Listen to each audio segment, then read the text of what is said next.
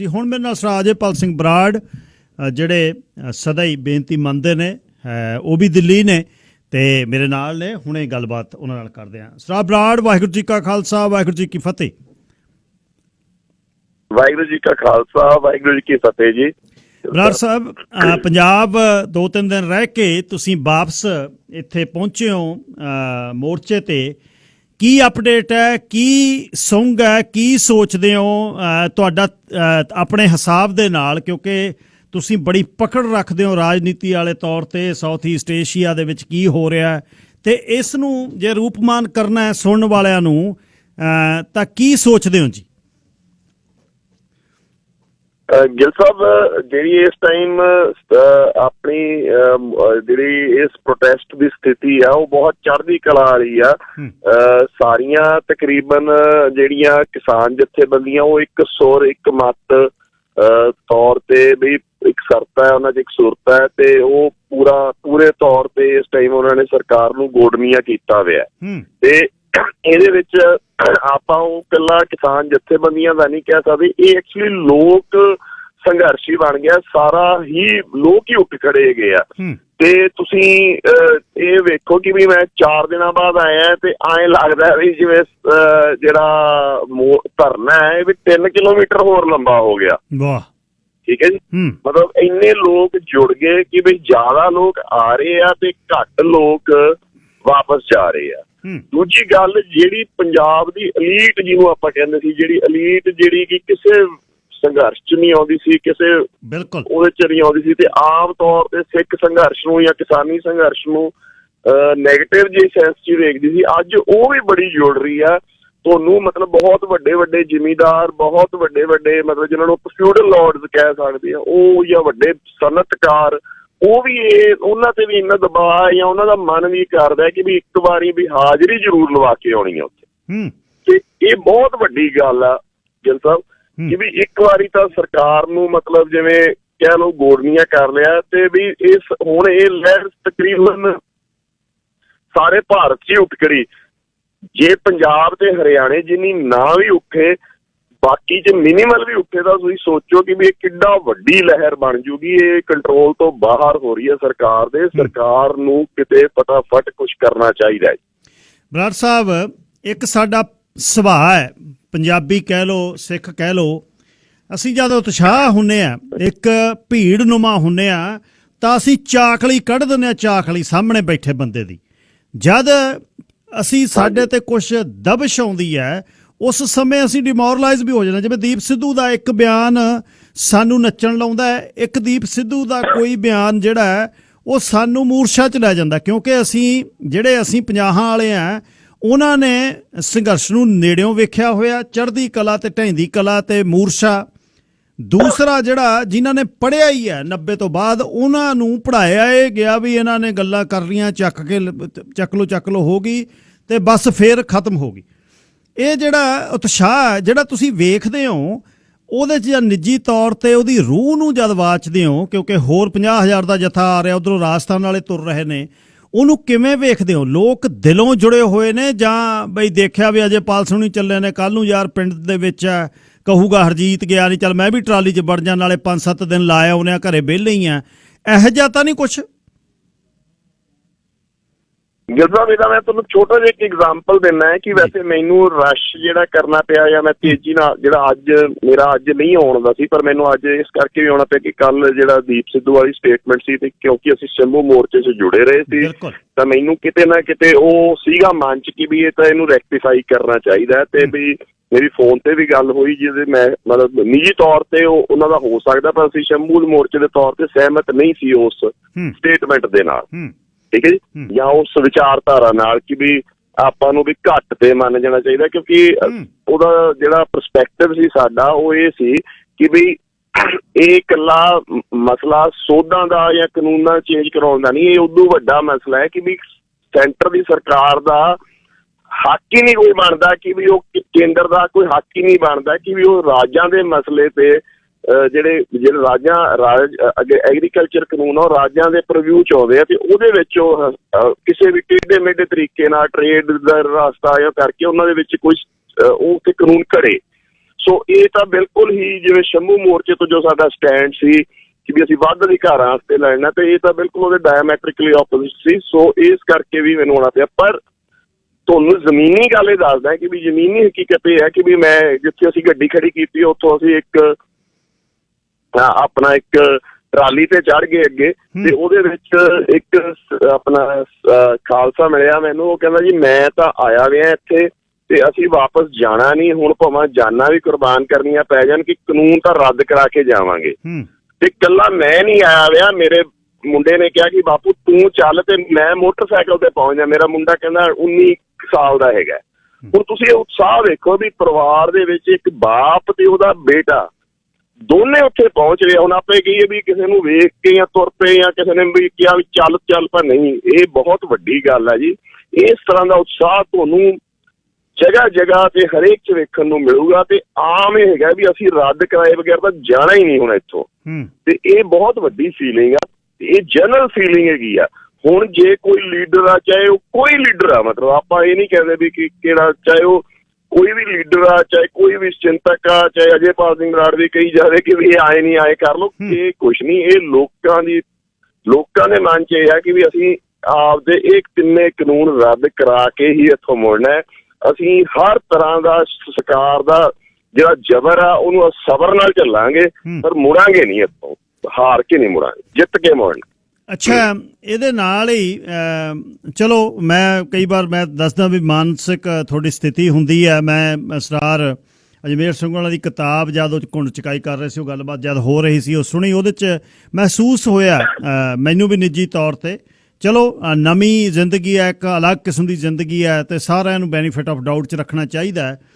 ਭੂ ਰਾਜਨੀਤੀ ਤੁਹਾਡਾ ਬਹੁਤ ਮਨਪਸੰਦੀ ਵਿਸ਼ਾ ਹੈ ਅਤੇ ਕੰਮ ਬਹੁਤ ਕੀਤਾ। ਇਮਰਾਨ ਖਾਨ ਦਾ ਜਿਹੜੀ ਸਰਕਾਰ ਉਹ ਹਿੱਲਦੀ ਲੱਗਦੀ ਹੈ। ਇੱਧਰ ਦੀ ਜਿਹੜੀ ਦਿੱਲੀ ਦੀ ਰਾਜਨੀਤੀ ਹੈ, ਇਹਦੇ ਵਿੱਚ ਇਹ ਜਿਹੜੀ ਗੜਬੜ ਹੋਈ ਹੈ, ਇਸ ਨੂੰ ਤੁਸੀਂ ਬਰਾਬਰ ਰੱਖ ਕੇ ਕਿਵੇਂ ਵੇਖਦੇ ਹੋ? ਅਤੇ ਨੰਬਰ 2, ਇਹ ਗੱਲ ਬਿਲਕੁਲ ਸੱਚ ਹੈ ਕਿ ਭਾਜਪਾ ਦੇ ਬਹੁਤ ਹੋਰ ਜਿਹੜੇ ਇਹਦੇ ਬਰਾਬਰ ਦੇ ਨੇਤਾ ਨੇ, ਮੋਦੀ ਤੇ ਅਮਿਤ ਸ਼ਾਹ ਦੇ, ਉਹ ਇਸ ਗੱਲ ਤੋਂ ਦੁਖੀ ਨੇ, ਤੇ RSS ਵਾਲਾ ਭਾਗਵਤ ਵੀ ਦੁਖੀ ਆ ਵੀ ਤੂੰ ਸਾਨੂੰ ਵਨ ਨੇਸ਼ਨ ਵਨ ਲੈਂਗੁਏਜ ਤੇ ਉਹ ਕਰਨ ਤੇ ਤੂੰ ਪੰਗਾ ਪਾਤਾ, ਦੇਸ਼ ਸਾਰਾ ਹੀ ਉੱਠ ਖੜਿਆ ਤੇ ਸਾਡਾ ਤੂੰ ਜੈਪਡਾਈਜ਼ ਕਰਤਾ ਜਿਹੜਾ ਏਜੰਡਾ ਸੀ। ਇਹਨਾਂ ਦੋਨਾਂ ਨੂੰ ਦੱਸਿਓ ਜੀ ਲੋਕਾਂ ਨੂੰ। ਸਰ, ਜਿਹੜਾ ਆਪਾਂ ਵੇਖੋ, ਜਿਹੜਾ ਮੋਟਾ ਆਪਾਂ ਜਿਹੜਾ ਨੈਕਸਸ ਵੇਖਦੇ ਆ, ਉਹ ਹੈਗਾ ਵੀ ਮੋਦੀ ਤੇ ਸ਼ਾਹ ਸਿਆਸਤ 'ਚ ਤੇ ਅਡਾਨੀ ਅੰਬਾਨੀ ਵਪਾਰ 'ਚ ਹੈਗੇ ਆ, ਠੀਕ ਹੈ ਨਾ ਜੀ। ਤੇ ਵੀ ਇਹ ਸਾਰਾ ਕੁਛ ਉਸ ਕਾਰਪੋਰੇਟ ਦੇ ਪੱਲੇ ਪਾਇਆ ਜਾ ਰਿਹਾ। ਹੁਣ ਮੈਂ ਇਹਨੂੰ ਇਸ ਹਿਸਾਬ ਨਾਲ ਵੇਖਦਾ ਕਿ ਵੀ ਜਿਹੜੀਆਂ ਮਾਡਰਨ ਸਟੇਟਸ ਆ, ਉਹ ਕੋਈ ਨਾ ਕੋਈ, ਜਿਵੇਂ ਚੀਨ ਦੀ ਤਰਜ਼ ਤੇ ਇਹ ਚੱਲਣਾ ਚਾਹੁੰਦੇ ਆ ਵੀ ਹਿੰਦੂ ਰਾਸ਼ਟਰ ਬਣਾਈਏ, ਤੇ ਉਸ ਰਾਸ਼ਟਰ ਦੇ ਜਿਹੜੇ ਕਾਰਪੋਰੇਟਸ ਉਹਨੂੰ ਪੁਸ਼ ਕਰਨ। ਜਿਵੇਂ ਚੀਨ ਦੇ ਵਿੱਚ ਕੁਛ ਉਹਨਾਂ ਦੇ ਪਸੰਦੀਦਾ ਕਾਰਪੋਰੇਟਸ ਆ ਕਮਿਊਨਿਸਟ ਕੰਟਰੀਜ਼ ਦੇ, ਉਹਨਾਂ ਨੂੰ ਪੁਸ਼ ਕਰਦੇ ਆ ਤੇ ਉਹਦੇ ਤੋਂ ਫਾਇਦੇ ਲੈਂਦੇ। ਐਕਚੁਅਲੀ ਉਹ ਕਾਰਪੋਰੇਟ ਨਾਂ ਦੇ ਹੀ ਨਿੱਜੀ ਹੁੰਦੇ ਆ, ਪਰ ਉਹਨੂੰ ਮਦਦ ਸਾਰੀ ਹੀ ਸਟੇਟ ਦੀਆਂ ਇੰਟੈਲੀਜੈਂਸ ਏਜੰਸੀ, ਸਟੇਟ ਦੇ ਲਾਜ਼ ਕਰ ਰਹੇ ਹੁੰਦੇ ਆ, ਤੇ ਉਹਨਾਂ ਨੂੰ ਵੱਡਾ ਬਣਾਇਆ ਜਾਂਦਾ ਹੈ। ਜਿਵੇਂ ਹੁਵਾਵੀ ਆ ਜਾਂ ਹੋਰ ਹੈਗੇ ਆ ਜਿਹੜੇ ਉਹਨਾਂ ਦੇ ਕਾਰਪੋਰੇਟਸ, ਅਲੀਬਾਬਾ, ਜਿਹਦੇ ਨਾਲ ਗਲੋਬਲ ਡੋਮੀਨੇਸ਼ਨ ਚਾਹੁੰਦੇ ਹੈਗੇ ਆ।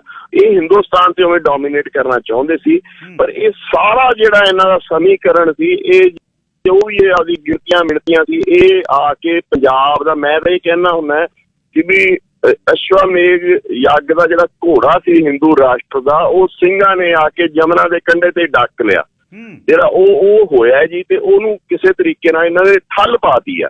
ਇਹ ਨਾਲੇ ਇਕੱਲੀ ਇਹ ਠੱਲ ਨਹੀਂ, ਇਹ ਗਲੋਬਲ ਆਰਡਰ ਜਿਵੇਂ ਚੇਂਜ ਹੋ ਰਿਹਾ ਹੁੰਦਾ ਨਾ, ਮਤਲਬ ਸੋਚ ਹੀ ਬਦਲ ਰਹੀ ਹੁੰਦੀ ਹੈ ਕਾਰਪੋਰੇਟਸ ਦੇ ਪ੍ਰਤੀ ਤੇ ਹੋਰਾਂ ਦੇ ਪ੍ਰਤੀ।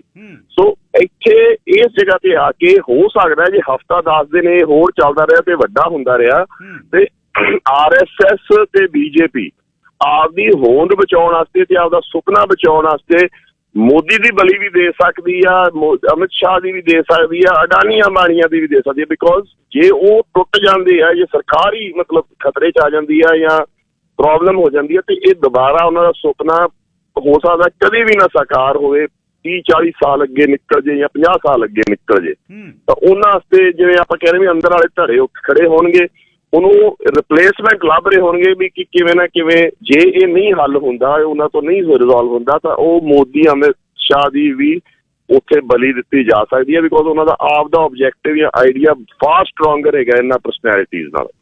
ਅੱਛਾ ਬਰਾੜ ਸਾਹਿਬ, ਇੱਕ ਇਹਦੇ ਵਿੱਚ ਹੋਰ ਜਦ ਤੁਸੀਂ ਤੇ ਸਰਦਾਰ ਮਨਧੀਰ ਸਿੰਘ ਨੂੰ ਅਸੀਂ ਸੁਣਦੇ ਸੀ ਨਾ, ਤੁਸੀਂ ਮਨਧੀਰ ਸਿੰਘ ਹੋਣੀ ਵੀ, ਤੁਸੀਂ ਵੀ ਕਿਤੇ ਕਿਤੇ ਕਹਿੰਦੇ ਸਿੱਖਾਂ ਨੂੰ ਬਰਾਡਰ ਸੋਚਣਾ ਚਾਹੀਦਾ, ਸਾਊਥ ਈਸਟ ਏਸ਼ੀਆ ਦੀ ਰਾਜਨੀਤੀ ਤੇ ਇੰਪੈਕਟ ਪੈ ਰਿਹਾ, ਬਫਰ ਜ਼ੋਨ ਹੈ ਸਾਡੇ ਇਸ ਧਰਤ ਦਾ।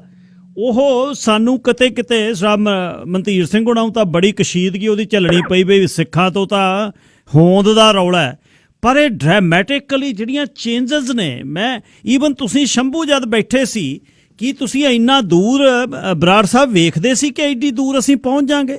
ਇਸ ਨੂੰ ਕੀ ਕਹਿੰਦੇ ਹੋ ਤੁਸੀਂ? ਇਹ ਕਲਾ ਵਰਤੀ ਹੈ ਜਾਂ ਤੁਸੀਂ ਇਸ ਦੀ ਜਿਹੜੀ ਨਬਜ਼ ਵੇਖ ਲਈ ਸੀ ਚਿੰਤਕ ਤੌਰ ਤੇ ਵੀ ਨਹੀਂ ਇਹ ਗੱਲ ਗਾਹਾਂ ਜਾਊ? ਇਹਦੇ ਬਾਰੇ ਦੱਸੋ ਜੀ।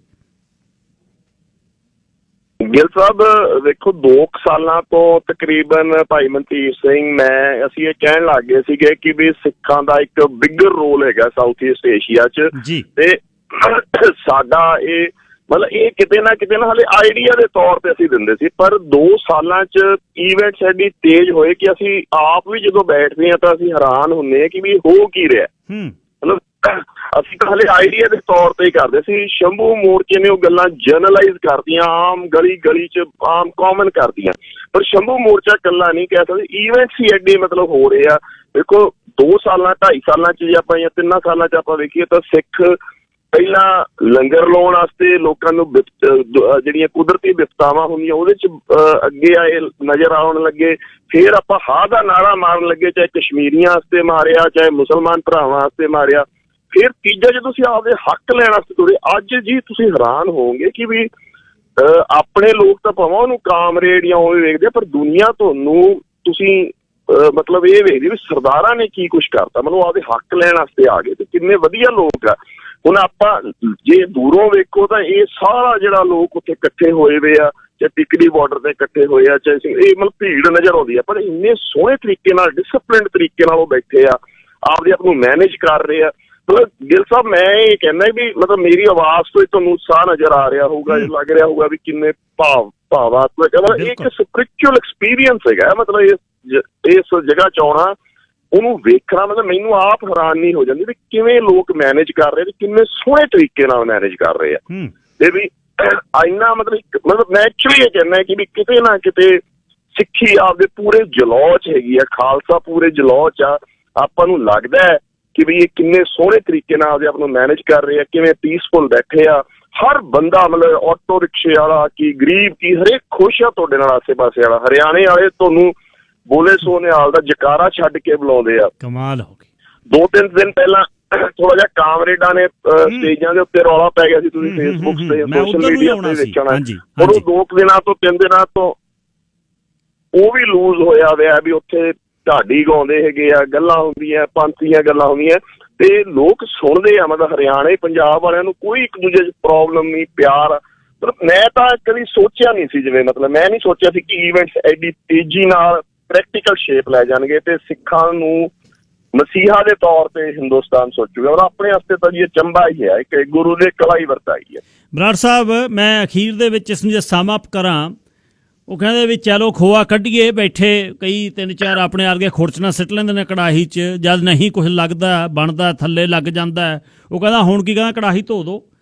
ਸਿੱਖਾਂ ਕੋਲ ਬਹੁਤ ਮੌਕੇ ਆਏ 47 ਤੋਂ ਬਾਅਦ, ਜੇ ਆਪਾਂ ਲਿਖੀ ਹੋਈ ਹਿਸਟਰੀ, ਲਿਖੀ ਹੋਏ ਇਤਿਹਾਸ ਨੂੰ ਵੇਖਦੇ ਹਾਂ, ਪਰ ਉਹ ਇਨਵੈਂਟ ਕਰਕੇ ਸਭ ਕੁਝ ਕਰਕੇ ਉਸ ਨੂੰ ਸ਼ੇਪ ਅਪ ਨਹੀਂ ਕਰ ਸਕੇ, ਲੀਡਰਸ਼ਿਪ ਦੀ ਕਮੀ ਕਰਕੇ। ਇਸ ਹੁਣ ਸੰਘਰਸ਼ ਨੂੰ, ਇਸ ਨੂੰ ਕੀ ਅਸੀਂ ਸ਼ੇਪ ਅਪ ਕਰ ਜਾਾਂਗੇ ਜਾਂ ਜਿੱਤ ਹੁੰਦੀ ਹੈ ਕਿਸੇ ਪਾਸੇ ਤਣ ਪੱਤਣ ਲਾ ਦਾਂਗੇ? ਕਿਉਂਕਿ ਅਖੌਤੀ ਲੀਡਰਸ਼ਿਪ ਨੂੰ ਤਾਂ ਬਣ ਨਹੀਂ ਦੇ ਰਹੇ।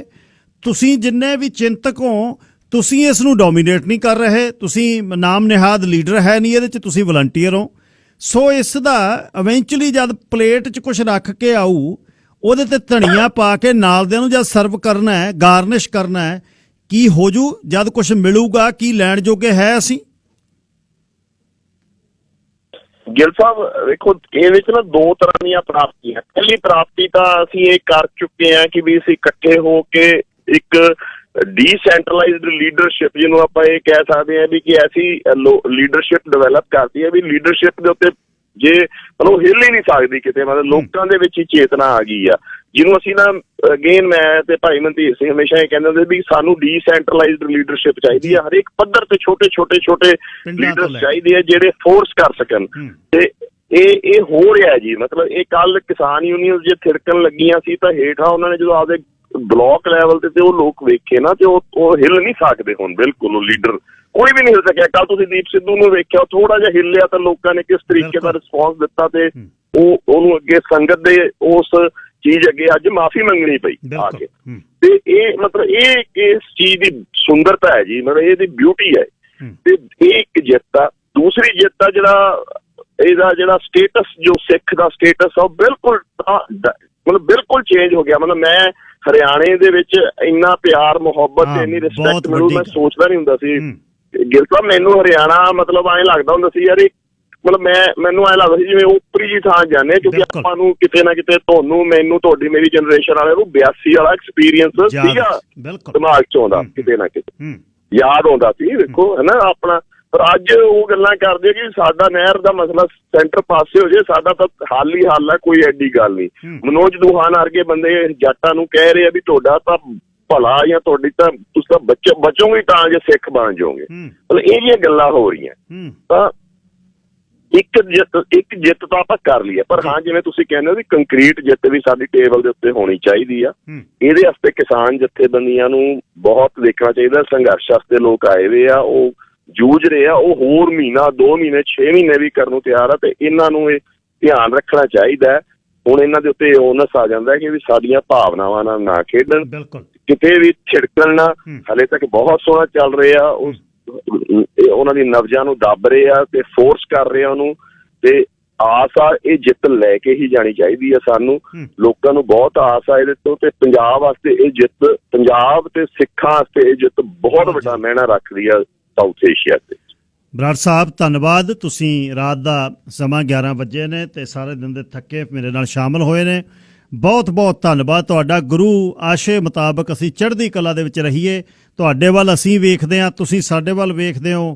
ਕੌਮ ਕਿਤੇ ਵੀ ਵਸੇ ਸਾਰੀ ਦੁਨੀਆ ਦੇ ਵਿੱਚ, ਪਰ ਉਹ ਕੌਮੀਅਤ ਦੇ ਤੌਰ ਤੇ ਰੂਹਾਨੀਅਤ ਦੇ ਨਾਲ ਰਲ ਕੇ, ਰੂਹਾਨੀਅਤ ਨਾਲ ਲਵਰੇਜ਼ ਹੋ ਕੇ ਅੱਜ ਉਸ ਸੰਘਰਸ਼ ਨੂੰ ਵੇਖਦੇ ਆ, ਜਿਹੜੀ ਗੁਰੂ ਦੀ ਕਲਾ, ਗੁਰੂ ਦੇ ਬਾਜ ਉੱਡਣੋਂ ਨਹੀਂ ਹਟਦੇ ਉਸ ਧਰਤ ਤੇ। ਉਹਦੇ ਅਕਾਲ ਦੇ ਜਕਾਰੇ ਲੱਗਦੇ ਰਹਿਣੇ ਨੇ, ਉਹਦੇ ਨਗਾਰੇ ਖੜਕਦੇ ਰਹਿਣੇ ਨੇ। ਕੀ ਹੋ ਗਿਆ ਇਹ ਬਿਲਕੁਲ ਕਦੇ ਤਵੱਕੋ ਨਹੀਂ ਸੀ, ਪਰ ਉਹਦੀਆਂ ਉਹੀ ਜਾਣੇ। ਆਪਣਾ ਖਿਆਲ ਰੱਖਣਾ ਤੇ ਇਨ ਟੱਚ ਰਹਾਂਗੇ। ਚੜ੍ਹਦੀ ਕਲਾ। ਵਾਹਿਗੁਰੂ ਜੀ ਕਾ ਖਾਲਸਾ, ਵਾਹਿਗੁਰੂ ਜੀ ਕੀ ਫਤਿਹ। ਵਾਹਿਗੁਰੂ ਜੀ ਕਾ ਖਾਲਸਾ, ਵਾਹਿਗੁਰੂ ਜੀ ਕੀ ਫਤਿਹ। ਸਰਾ ਅਜੇਪਾਲ ਸਿੰਘ ਬਰਾੜ ਗੱਲਬਾਤ ਕਰ ਰਹੇ ਸੀ ਸਿੰਘੂ ਬਾਰਡਰ